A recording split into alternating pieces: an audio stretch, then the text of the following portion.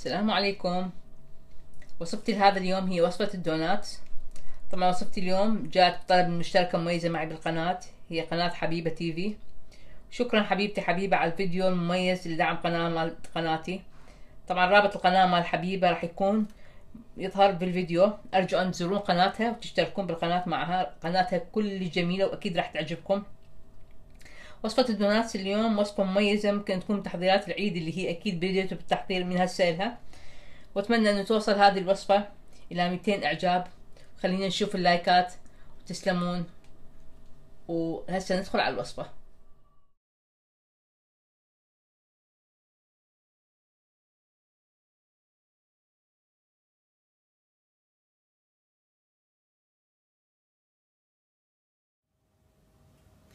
المكونات اللي عندنا حتى نسوي دونات لهاليوم هي ربع كوب زبدة بدرجة حرارة الغرفة، نص كوب مي، كوب حليب دافي، طبعا المي دافي. هنا عندي نص كوب سكر، رشة ملح، ملعقة كبيرة خميرة، بيضة بدرجة حرارة الغرفة، 4 أكواب طحين. هسه أبلش أضيف أول شي الحليب،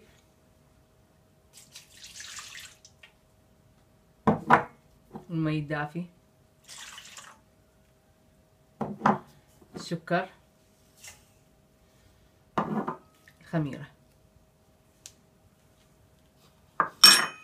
أخلط خلط بسيط حتى ذوب السكر والخميرة.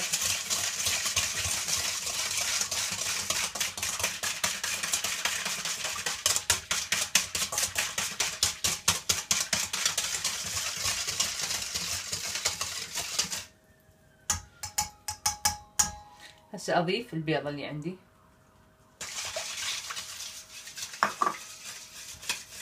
الملح والزبدة راح يكونون بالأخير أضيفهم.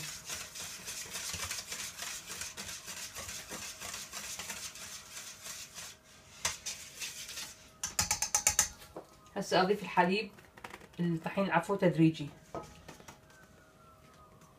مو كله دفعة واحدة.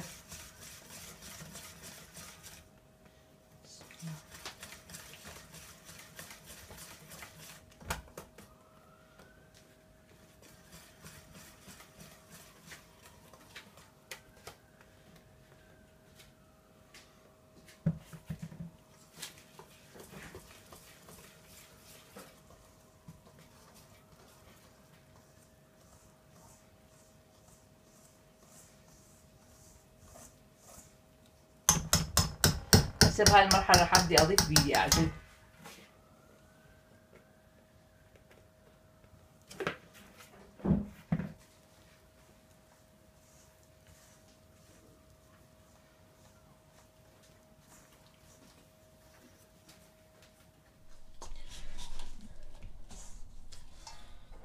حبايبي هسه شوية رشة الملح بالأخير قلنا نخليها، ما نخليها أول مرة حتى لا تفشل الخميرة عندنا. هسه العجينة صارت بهالشكل. بهالمرحلة راح أضيف الزبدة.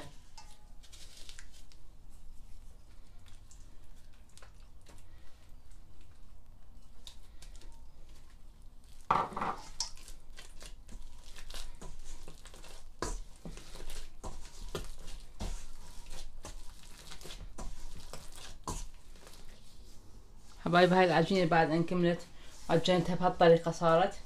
هسه عوفها تختمر إن شاء الله وأرجع لكم. حبايب هاي العجينة بعد أن اختمرت طلعتها. هسه بدي أفتحها بالشيبق، رشيت عليها شوية طحين حتى لا تلزق عندي.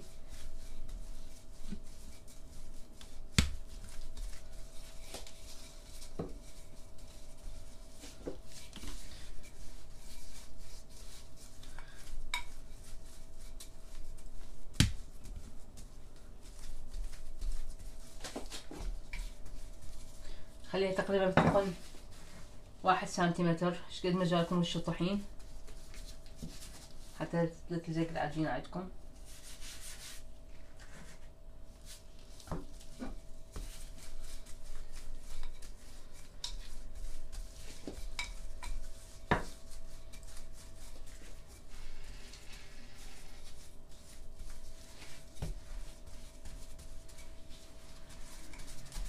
شقد ما جاكم وش الطحين حتى لا تلزق العجينة عندكم.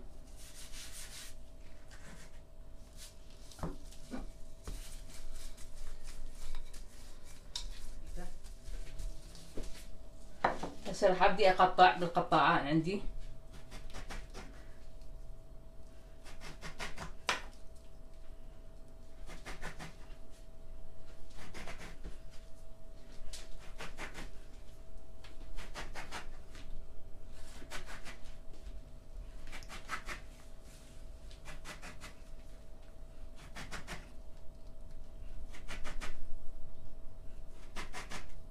طبعا العجينة اللي بين القواطع اعجنها مرة الاخ ارجعها اخليها ترتاح واقطعها، يعني ما اتركها ما الغيها.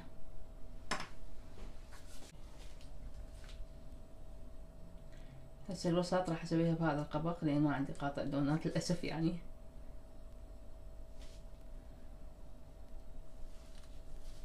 شوي شوي اشيلها على كيفي.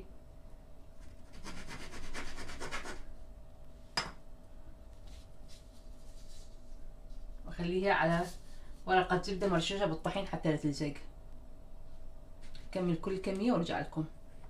حبايبي بعد ان قطعتها كلها بهالشكل خلصت تقطيعها راح اعوفها 10 دقائق ترتاح وارجع اقليها واشوفكم شلون راح نقليها ان شاء الله. حبايبي هسه هذا دهن غزير راح اقلي بيه، راح اخليها على حرارة متوسطة واقليها.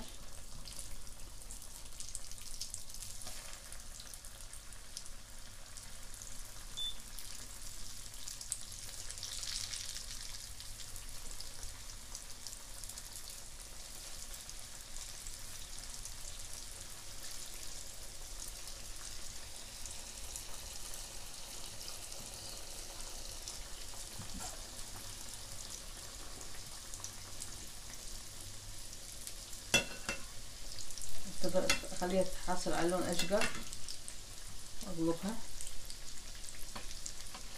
حرارة هسه هي راح اسويها 5 من اصل 9. تشوفون شلون تفشت، هذا اللون الحلو اللي انا اريده.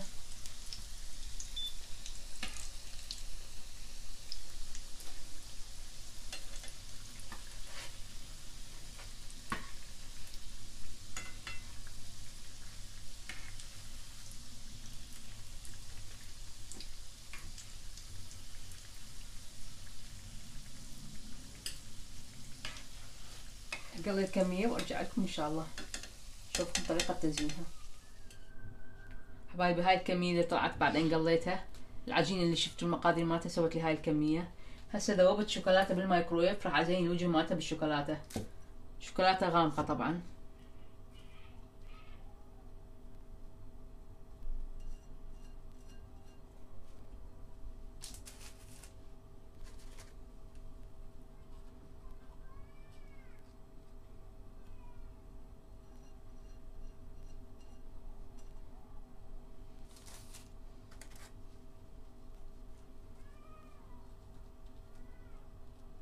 طبعا طلعت كلش كريسبي وطيبة.